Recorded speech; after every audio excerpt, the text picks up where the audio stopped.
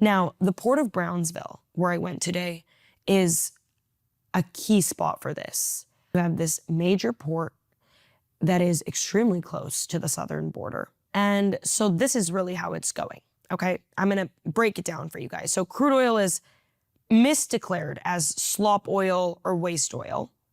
Next, it's shipped via trucks or marine vessels under fake manifests. It arrives to the United States, and then it's routed through shell companies. I'm currently standing at a site in Rio Hondo, Texas, where a family from Utah has been accused and now pleaded not guilty to smuggling over 2,800 shipments of stolen Pemex crude oil from Mexico into the US. This site behind me was receiving the tanker shipments and storing it at this facility.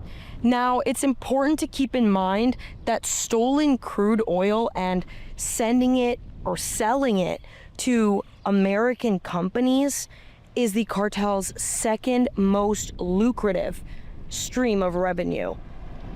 This behind me, this lot, was an absolute gold mine for the past 5 years, give or take. The owner of a Rio Hondo-based crude oil purchasing company charged in connection with a federal investigation into a scheme to smuggle crude oil into the U.S. pleaded not guilty. Arroyo Terminal's owner, James Jensen, was arrested, as well as his wife, Kelly. And two of their sons, Maxwell and Zachary, were also arrested in connection with the investigation. This is what the warrant had to say. James Jensen conspired with his wife, Kelly Jensen, and two of his sons, Maxwell and Zachary Jensen, to launder proceeds from sales of illegally imported crude oil. The payments for this crude oil were directed to businesses in Mexico that operate only through the permission of Mexican criminal organization. James Jensen was aware that the payments he made were going to these Mexican criminal organizations. And in the warrant, authorities allege that over $47 million went from businesses run by James and Kelly Jensen to Mexican businesses. That is an absolutely absurd amount of money. They're now charged for money laundering and smuggling goods. It's just important to keep in mind that these are American people actively working with the CJNG.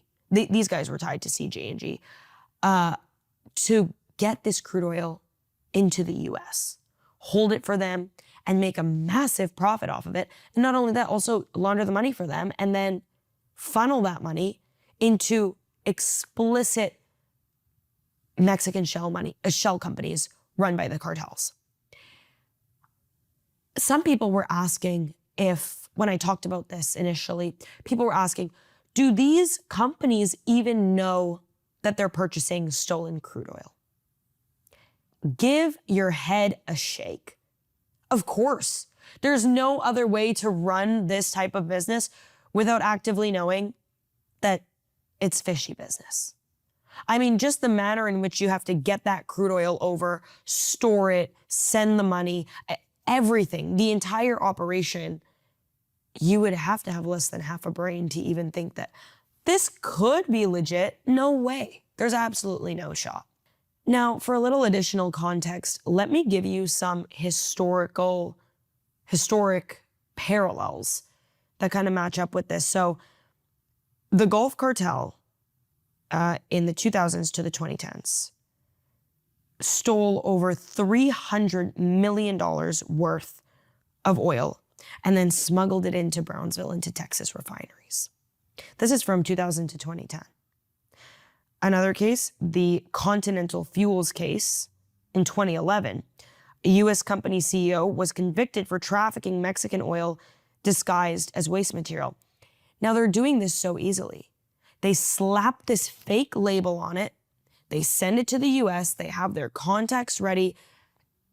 The receivers know what's coming. And then it essentially becomes their problem. Whether they get caught or not is a different story. But the story changed as soon as these cartels were labeled FTOs, because now people like the Jensen family are not just being charged, like some, okay, federal charge is crazy. Yeah, but now you're being charged under the FTO Act. You're basically labeled as aiding and abetting a terrorist organization. It makes things just that much worse. Now, do I think that this is going to disincentivize independent American oil and gas companies to keep from doing this? Likely not. If you're making $47 million from 2022 until now, I just think there's too much money involved for these people to risk putting this aside, even if that just means for now. So why do I bring this up? Because a lot of my reporting and a lot of, the lore around this niche that I cover has to do with, certainly, and, reasonably so, vilifying the cartels and transnational criminal organizations. Of course.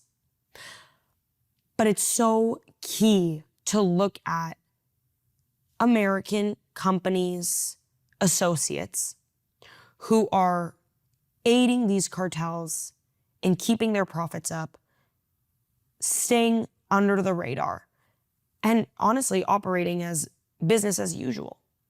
Because if it weren't for these independent U.S. oil and gas companies, the cartels wouldn't have this profitable pipeline. This is just the tip of that iceberg, despite this being extremely jarring, probably. I don't even know how I would describe something like this that's just so lucrative and so, in a way, simple. I mean, this takes a lot less than it does to import precursors, produce fentanyl, traffic it, create a demand, that whole type of thing. With huachicol, half the job is already done for you. So I'm going to keep diving into similar things like this. Thank you guys so much for listening to this episode of Borderland Dispatches with yours truly, Katarina Schultz. I'll see you again soon.